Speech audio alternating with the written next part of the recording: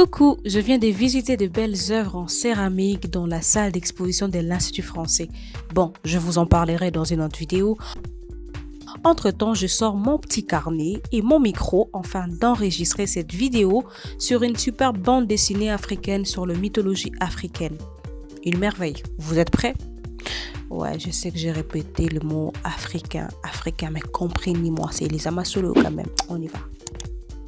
Hey, je vais pas faire ma vidéo quand même avec les cache-nez. Donc aujourd'hui, je vais vous parler de l'Ogredou écrit par Kevin Dallo. Alors Kevin, salut. Je sais que je devais faire cette vidéo depuis longtemps, mais bon, la vie.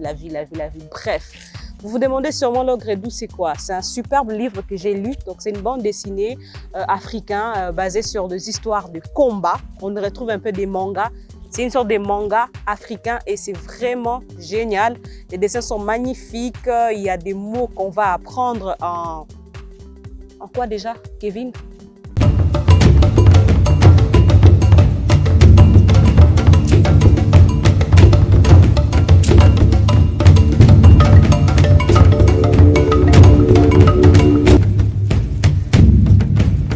Salut à tous, moi c'est Kevin Dallo, dit Yowiwalo, la plus costaude des panthères.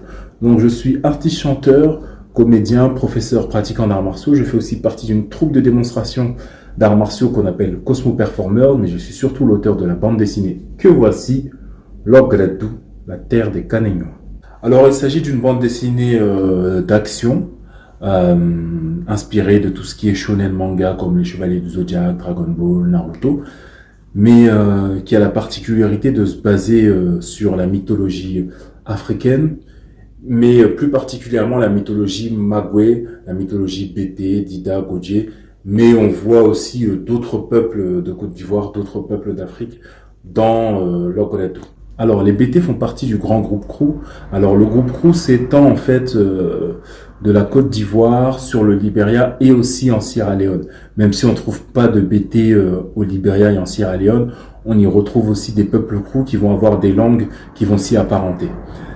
Alors les peuples Krou ont la particularité en général de ne pas avoir de royaume. Et en pays Bété, en pays Dida, en pays Godji aussi, traditionnellement les chefs de village étaient en fait les meilleurs guerriers. Donc qui dit guerrier dit bravoure, on les appelait souvent Kanénois. Donc un Kanénois, donc le singulier de Kanénois, c'est quelqu'un de brave. On peut dire aussi dans d'autres variantes du Bété, on peut dire aussi Kalénois. Alors, il y a plein de choses qui me plaisent vraiment dans ces livres, c'est qu'on y retrouve un peu du spiritisme africain avant, un peu le côté kamite et tout ça. Donc, l'histoire est très très belle et aussi un peu drôle. Donc, au début, ça me renvoie un peu à tout ce que les continents disent, c'est-à-dire la création du monde, qu'est-ce qu'il y avait, qui a fait quoi, qui a fait ci. Et donc, Kevin va nous en dire un peu plus, va nous expliquer certains mots, nous dire qu'est-ce que ça signifie et tout ça.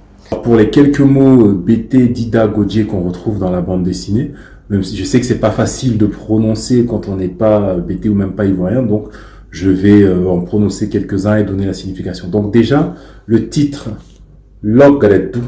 Donc l'Ogre, c'est ça signifie littéralement, l'O c'est éléphant, Grès c'est les dents, donc les dents de l'éléphant, les défenses de l'éléphant, l'ivoire.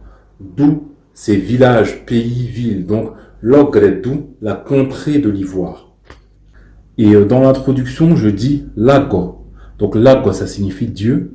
Lago Nogotepe ou Lago Nogotape.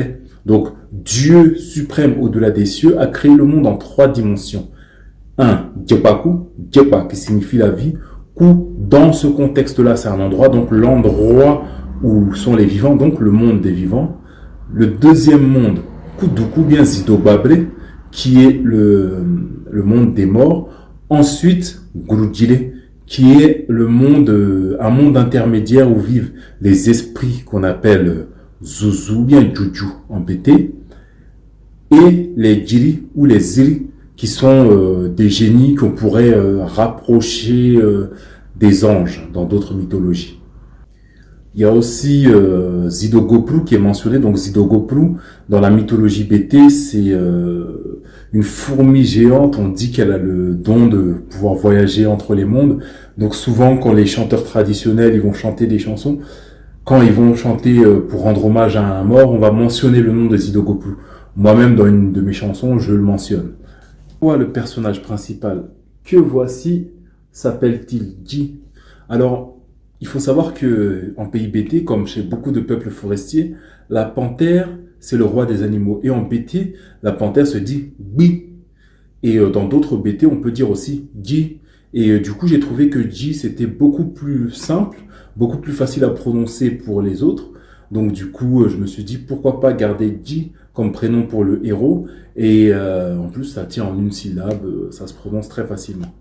Il y a un petit moment dans l'histoire, le personnage principal dit que voilà, les somnifères dans leur clan, ça ne marche pas du tout.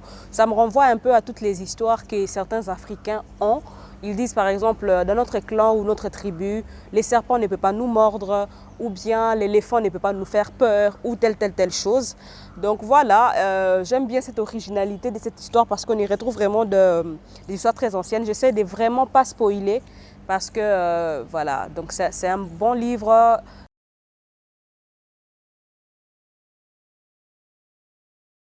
Alors, pourquoi avoir fait du Djili des eaux une femme? Alors, en fait, c'est déjà le Djili des eaux, donc les eaux, il y a un petit clin d'œil à Mami Wata, même si le personnage de Lord Gledou n'est pas une représentation de Mami Wata, c'est juste un clin d'œil. Et je voulais quand même avoir un premier antagoniste qui soit une femme puissante en fait. Même si dans la suite de Lorgaledo, on verra d'autres femmes, que ce soit du côté en tant que protagoniste ou antagoniste, on en verra d'autres qui seront aussi très fortes. Mais je voulais que le premier antagoniste soit une femme. Donc c'est pour ça que le Jiri des eaux, c'est une femme. Non seulement il y a le clin d'œil à Mami Wata, et en plus c'était une volonté de ma part.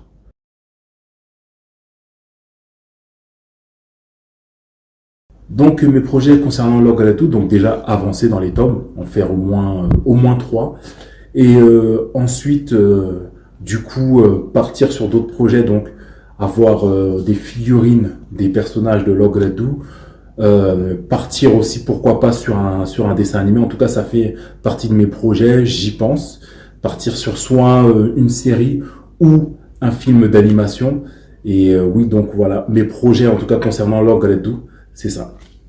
J'espère que ce que Kevin vous a dit vous a plu. J'espère que vous allez aussi répéter après lui le Gredou, comme il a dit, BT.